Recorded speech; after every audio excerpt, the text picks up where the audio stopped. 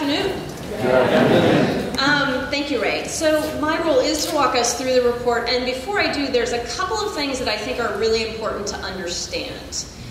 Later in the day, you're going to hear from the priority initiatives and from the CEOs who are leading the working groups on the priority initiatives that the Opportunity Agenda is investing in.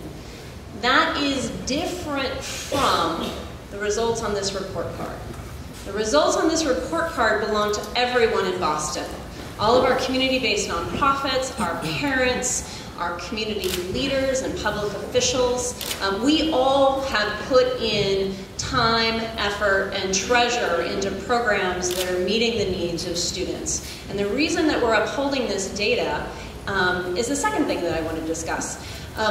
This report card is an important piece of information for us as a community. I was asked by a reporter earlier today if I thought if we were pleased with this report card. And I really didn't know what to say, because implicit in that meant that she thought this was, did I think this was a really great report card, or did I think it wasn't a very good report card in terms of performance? And I don't look at the question in that way. This data tells us, much like the report card that my son brought home, where we've done well, where we maybe need to do a little bit better, but more importantly, like when David brought his report card home, it was the forum for a conversation about where maybe he needed to focus his efforts.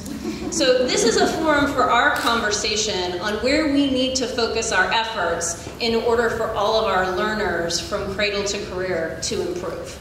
And I think we need to look at it that way, because a lot of times we talk about data in a punitive way and in either very good or very bad way, and this needs to be part of our continuous improvement and part of our community conversation about what's working and where maybe we need to do a little bit more effort, drill down a little bit more on the results so that we can unpack them and see what they mean and what they tell us about how we're doing as a city.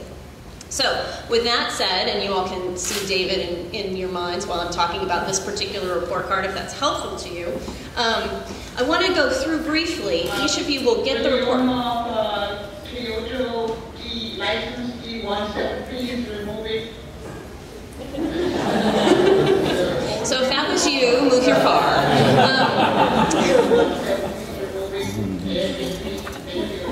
So having been a classroom teacher, I have the report card, and when you leave, you may have one so that you pay attention to me right now. But let me just talk about the data and what it tells us. So our first goal, and there are 10 of them in the Opportunity Agenda, and there are only 10, not because we couldn't get down to brass tacks on sort of 29 of them, but because these are the 10 that are going to move learning and education in our city, right? So the first one is, are our kids on track to learn when they enter kindergarten? And the good news is we've made some progress. We've got a 2% increase from 54% in our baseline, which was in 2009, to the past year, which was 56. I think that the words that the mayor started out with, though, were the right ones. That's great incremental change. That is not change that's going to keep us on pace to having 75% of our kids ready to learn in 2014. So I think the question that we're really going to be exploring in the coming year, using data, I hope, is how we can move that number faster. How can we all work together, those of us who are working with early childhood, to help young people be ready when they get to school? The good news, I think, there is, for those young people who entered kindergarten at 54% ready, 75% of them left kindergarten ready for first grade. That's a huge jump in 1 year. That's a lot of learning that's happening in our classrooms, and if we could get those young people at 75% when they came in, how much better would they be for first grade when they left? So it's something that we all need to be focusing on in the next year. I think all of us saw the report that came out yesterday about third grade MCAS. Our baseline for third grade was 31%. In 2009-2010 school year, we went high up to 37%, and this year we fell just a tiny bit to 35%. But I think that that is something for us to really look at. We have tremendous programs across the city of Boston that are focusing on tutoring and literacy. How do we get all of those programs to align the work that they're doing, look at the students that they're working with, and move that number not only up to where it was last year, but even further along. And so I think that we're going to be working with the superintendent and hopefully all of you who are working in that arena to say, how do we move this metric? Because it hasn't moved as we would like. The really great news in this report card is the 8th grade algebra. Because of the work that the school system has done in partnership with Edvestors around expanding access to Algebra 1, we've moved from 4% to 26%. Now that is a huge leap in 1 year of young people who have access to algebra. Why is that important? The level of math that you complete in high school is an indicator of whether or not you're going to succeed in college. So we need all of our young people who want to be on that college track, and we hope that all of them will at least go and get a certificate of some kind. 4 years is great, but 2 would be good too.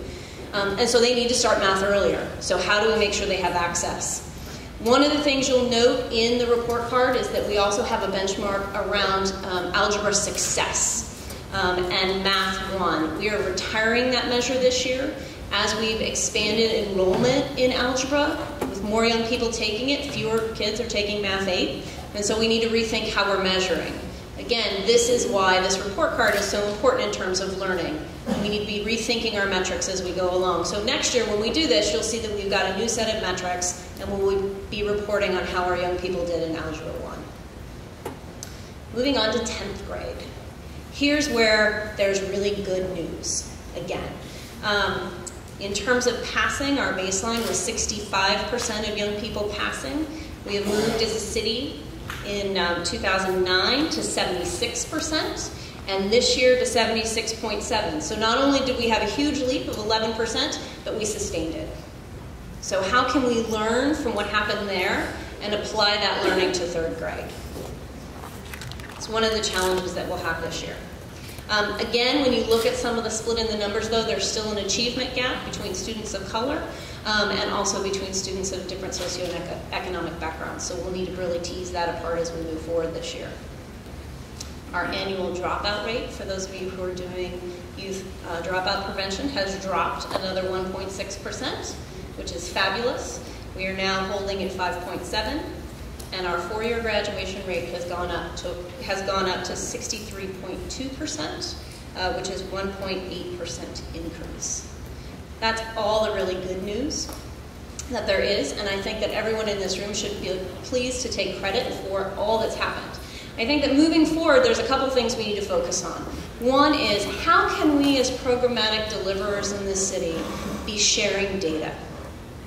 Both on kids as they move through the system, but particularly when they transition.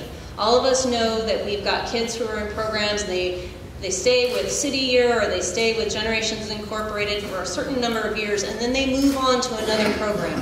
How do you make sure that that handoff happens for young people so that they don't fall through the cracks as they move from one school to another, or one after-school provider or in-school provider to another? Really thinking about that problem. I think the other thing that we've really noticed is that networks work. Having a plan works. So we need to be thinking about how do we develop networks of providers, for starters, around reading proficiency in 3rd grade, but I think next we can look at dropout prevention, because those are 2 places in the agenda where we don't have any networks. I want to thank you for your time. Your report card will be waiting for you as you leave. The statistics are on page 8 through 10, as well as where we're going to be moving next. So with that, I turn it back over to Ray.